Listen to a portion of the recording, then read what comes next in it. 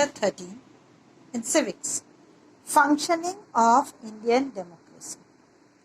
It's a very huge chapter, a 30-page chapter.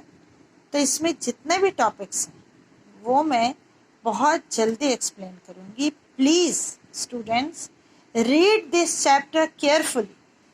इससे बहुत ढेर सारे क्वेश्चन आते हैं आपके 3 मार्क्स के, 4 मार्क्स के, स्पेशली 4 मार्क्स के लॉन्ग आंसर्स, और 2 मार्क्स के भी आते हैं, 4 मार्क्स के भी आते हैं, 3 के भी आते हैं. काफ़ी क्वेश्चंस आते हैं इस चैप्टर से, और चैप्टर के बीच से आते हैं, पीछे से नहीं. इसलिए इस चैप्टर को बहुत केयरफुली समझेंगे और इसका एक हम वर्क देंगे, उसको भी आप पूरा करेंगे. First of all, India is an important democratic Republic in the world. World का एक इम्पॉर्टेंट कंट्री है ऐसा जो कि डेमोक्रेटिक रिपब्लिक है. The framers of the Indian constitution adopted a parliamentary from the government under the democratic setup. और हमारा जो डेमोक्रेसी है वो कौन सा फॉर्म में है? Parliamentary democracy. Under this system, the executives at the center is responsible to the parliament and the executive in the state is responsible to the legislative assembly. इसका आप छोटे से पढ़ते आ रहे हैं कि पार्लियामेंट्री डेमोक्रेसी जो है वो 3 पिलर्स पर आधारित होती है. 3 खंबे होते हैं, पिलर्स होते हैं. First legislatives, second executives, third judiciary. इसमें सबसे बड़ा रोल एग्जीक्यूटिव्स का होता है जो काम करते हैं. लेजिस्लेटिव्स लॉ बनाते हैं. सारे एमपीज और एमएलएस को हम लेजिस्लेटिव्स कहते हैं. ओके. और एग्जीक्यूटिव्स कैबिनेट मिनिस्टर्स होते हैं, चाहे वो स्टेट के हों चाहे वो सेंट्रल के हों.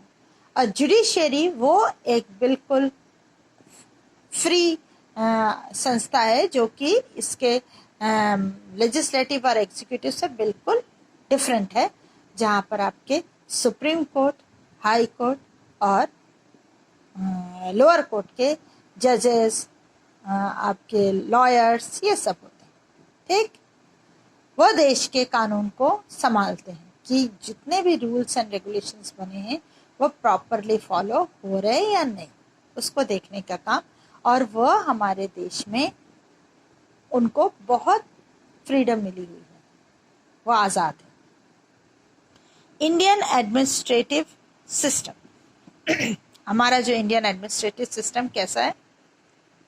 Central government, state government, local government. ये भी बहुत क्लियर है आपको.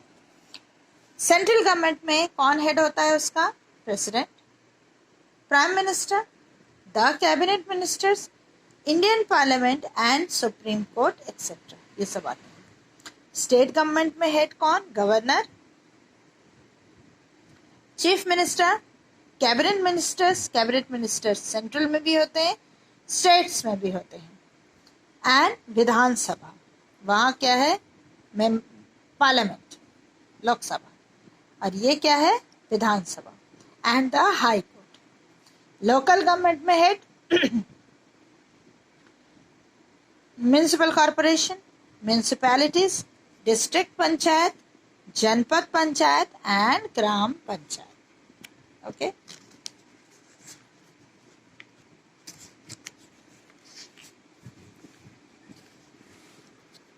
फर्स्ट ये जो फॉर्म है इसको बहुत ध्यान से पढ़िए. Indian administrative system. अब एडमिनिस्ट्रेशन कैसे? Central government, state government. अब सेंट्रल गवर्नमेंट में चलाने वाले लोग लेजिस्लेचर्स, एग्जीक्यूटिव, जुडिशियरी. स्टेट में भी लेजिस्लेटर्स, एग्जीक्यूटिव, जुडिशियरी पिलर्स हैं.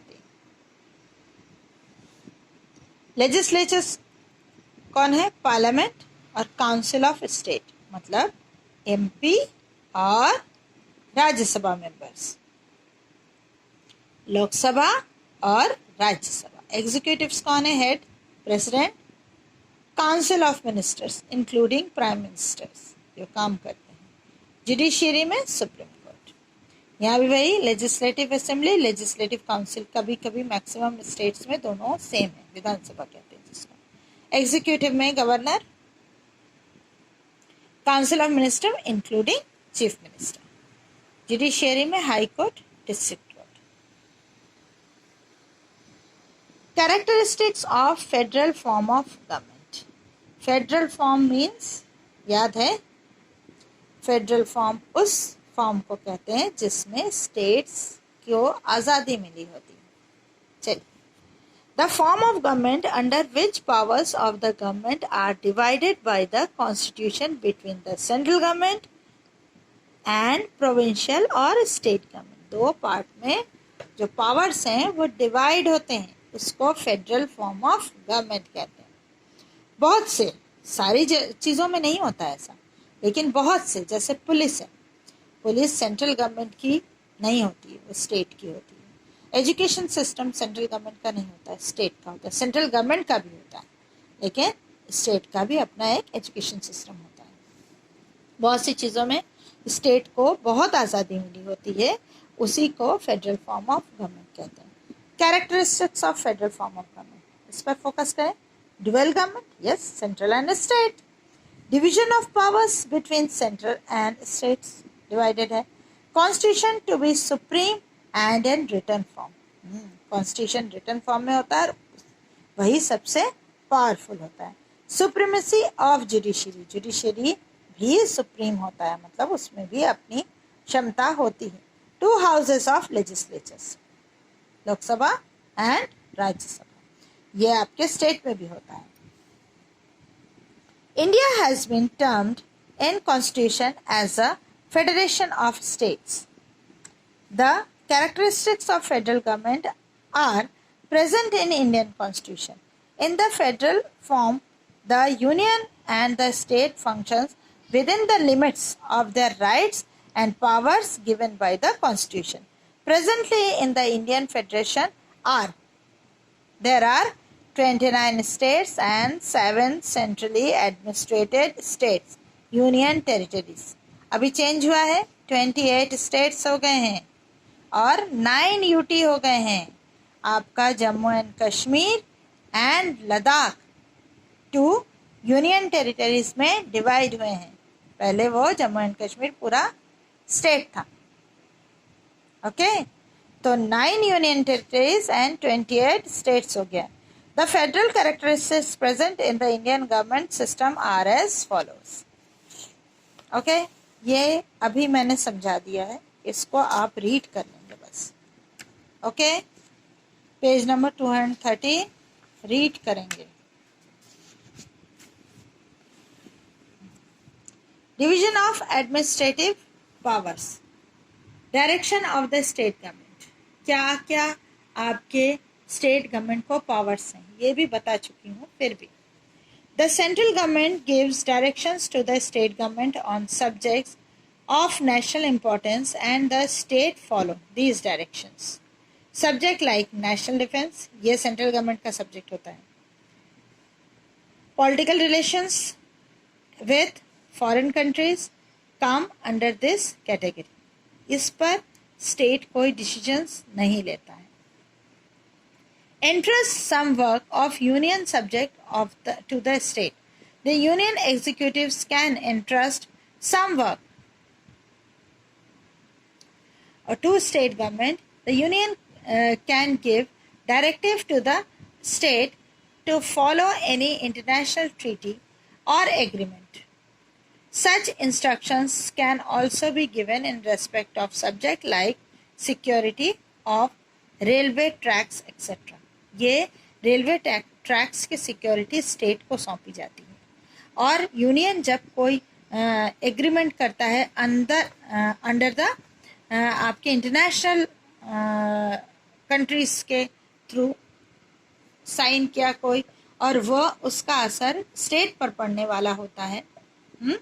कोई बिजनेस डील ही है, अगर यूएस से हमने कोई बिजनेस डील साइन की है और वह मध्य प्रदेश में वो उद्योग लगने वाला है, तो उसकी पूरी जिम्मेदारी स्टेट की होती है कि कैसे वो संभालेंगे under the union government. Union government इस पर फोकस करती है और उसे कहती है कि कैसे करना है। All India services, yes, IAS exams, IPS exams, ये आपके सेंट्रल गवर्नमेंट करवाता है, जो कि स्टेट को भी उसके साथ मिलजुल कर ये पूरे एग्जाम्स करवाने होते हैं।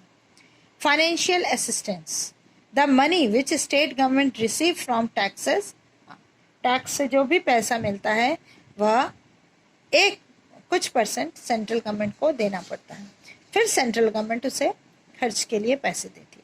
पावर्स ऑफ पार्लियामेंट, पार्लियामेंट का पावर बहुत होता है।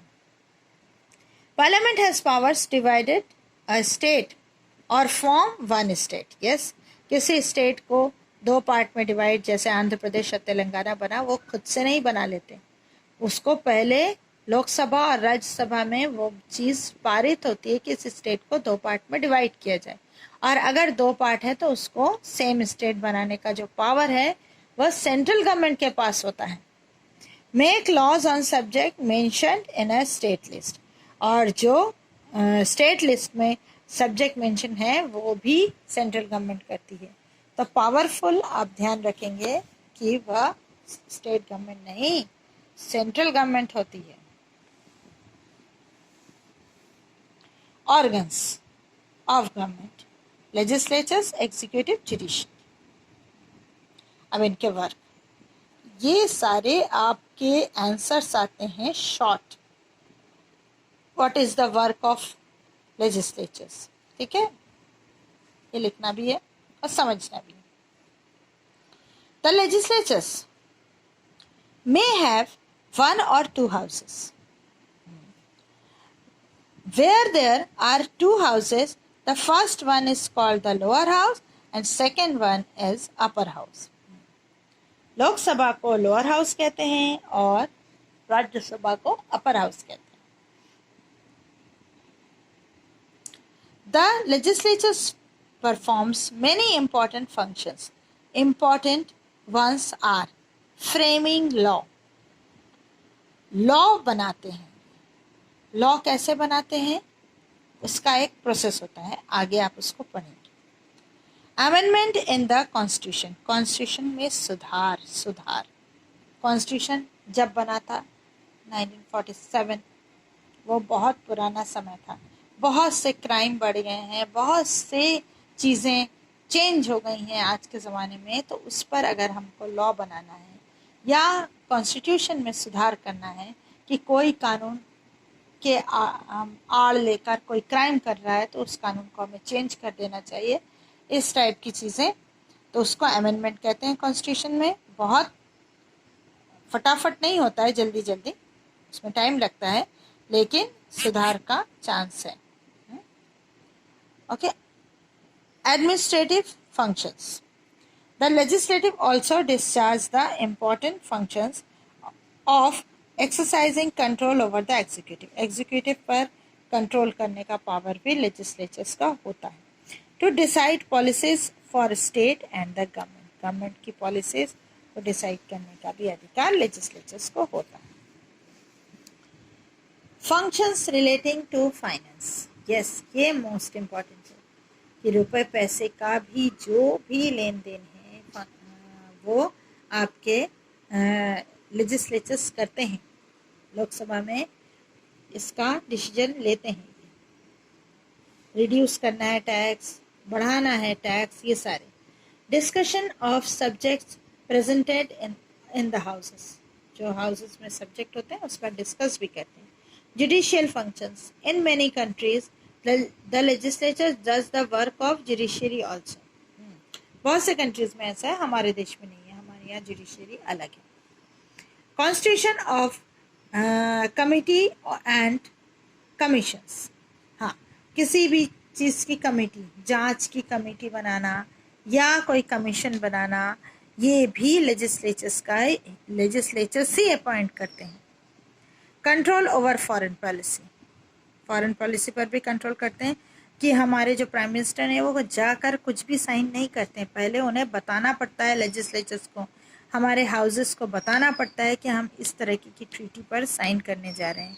अगर वो यस बोलेंगे तभी प्राइम मिनिस्टर जाकर किसी भी डॉक्यूमेंट या इंटरनेशनल ट्रीटी पर, संधि पत्र पर साइन करते हैं।